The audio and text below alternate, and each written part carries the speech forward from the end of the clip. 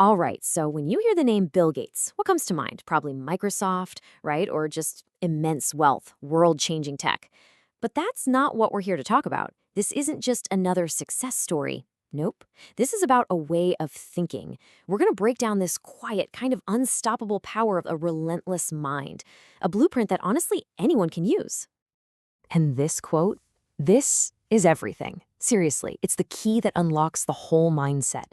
We live in this world that's just obsessed with overnight success, quick wins, instant gratification. But Gates, he built his entire philosophy on the total opposite, the slow, steady, incredible power of long-term effort. Think of it like this. It's about planting a seed today for a forest you won't see for a decade. So, just to be super clear here, the goal today is not how to become a billionaire 101. The real goal is to get inside this idea of relentless thinking. What are the principles? And more importantly, how can we actually use them? It's about the engine, not just the car. The process, the curiosity. That's what built the empire. So, where do you even begin with something like this? What's the foundation? Well, it's not some magic genius gene or being destined for greatness. No, it's something way more accessible, something any of us can do. It's about becoming a learning machine, just constantly fueled by curiosity. And this right here, this is the secret sauce. See, most people are out there asking, how can I get successful? How can I get rich? But Gates was asking a totally different question. He was asking, what can I understand better than anyone else? What's a really hard problem I can solve? He wasn't chasing the money. He was chasing usefulness. And it turns out, when you become incredibly useful to a lot of people, wealth kind of just follows. Okay, so you see this number, 50. What's that about? It's not $50 million. It's not 50 companies.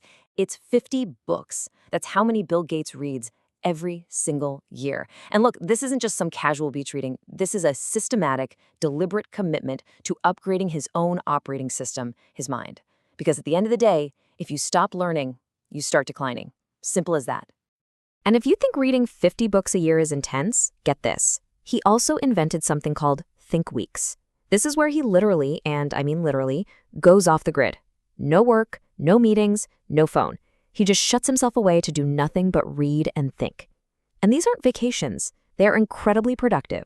A famous example, back in 1995, during one of these weeks, it hit him that Microsoft was getting left in the dust by the internet. So he comes back, writes this now legendary internet tidal wave memo, and completely pivots the entire company. That is the power of hitting the pause button and just thinking. So this brings up a question, and I want you to really think about it. When was the last time you learned something just for the sake of learning it? Not for a job, not for a test, but just because you were genuinely curious. When's the last time you picked up a book that totally challenged how you see things? Because here's the thing. The world doesn't really reward those who are comfortable. It rewards those who are relentlessly curious. Okay, so if being a learning machine is the foundation, the chassis of the car, what's the engine? What's actually powering this whole thing forward? Well, that's where we get to the next piece, an absolutely unstoppable drive. We're talking about a drive that's fueled by obsession and a massive long-term vision. And here's a really critical difference in how people operate. For most of us, our goals are kind of like suggestions. It would be nice if. But for Gates, his goals were like oxygen, non-negotiable. It wasn't just a casual interest, it was a full-blown obsession. And let me tell you, that kind of obsession, it will beat raw talent 9 times out of 10, and it will keep going long after motivation has faded. But look, being obsessed doesn't mean you win right away. Not at all. In fact, before Microsoft was even a thing, Gates had his first company. It was called Trafodata. And you know what? It was a total failure. It flopped. It's a story most people have never even heard. But here's the key. That failure wasn't a roadblock. It was probably the most valuable course he ever took.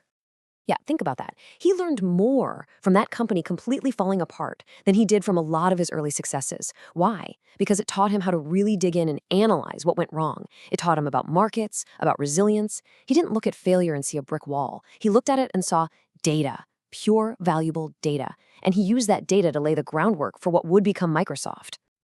All right, so we've got the foundation and we've got the engine. Now, what about the tools, the things you actually use to make this mindset work in the real world? Let's call them the problem solver's superpowers. I mean, just take a look at this list. personal computers, global health, clean energy, pandemic prevention. The sheer scale of it is mind-blowing. But there's a common thread that connects all of these, and it's not just wanting to do good. It's the method. It's this process of finding a massive, messy, systemic problem, breaking it all the way down to its core pieces, and then using pure, relentless logic to try and build a better system from the ground up. It's the difference between complaining about how things are and actually trying to re-engineer them. But there is one thing, one massive trap, that can bring this entire system to a grinding halt. And that's ego. The second you think to yourself, I've got this, I already know enough, it's over. You stop learning. You stop adapting. Your ego's main job is to protect you, to make you look smart. But that's the polar opposite of what you need to do to actually get smart. And that's exactly why humility is maybe the ultimate superpower in this whole toolkit. And I'm not talking about being meek or passive. True humility is the intellectual honesty to just say, you know what, someone else might know more about this than I do. Gates famously sought out people like Warren Buffett, not just for a tip, but to understand a completely different way of thinking. So it's not about thinking less of yourself. It's about thinking about yourself less and thinking about the problem more. That's the key that unlocks the door to real answers. Okay, we've taken apart the mindset, we've looked at the foundation, the engine, the tools. Now for what is, I think, the most important part. How do you actually do this? How do you apply it? This is the blueprint. The practical steps you can start with, like, right now. So here it is. The whole thing boiled down into 5 steps. Number 1, become a relentless learner. That means read, study, and never stop asking questions. 2, think long-term. Think in decades, not days. 3, find your obsession. Find that thing you just can't stop thinking about. 4, shift from being a complainer to being a solver. And finally, number 5, stay humble. Humble enough to know you don't have all the answers and to see every failure as just another piece of data. And I really want to land this point. You do not need $1 billion to think this way. You don't need a fancy degree or a special status. This is a mindset, and it's available to every single one of us, right now, wherever you are. It's simply a choice about how you decide to think and how you decide to act. So at the end of the day, your success isn't going to be defined by some random luck or even raw talent. It's going to be defined by your curiosity, your discipline, and your hunger to just keep growing. Bill Gates changed the world because he chose to think differently, and so can you.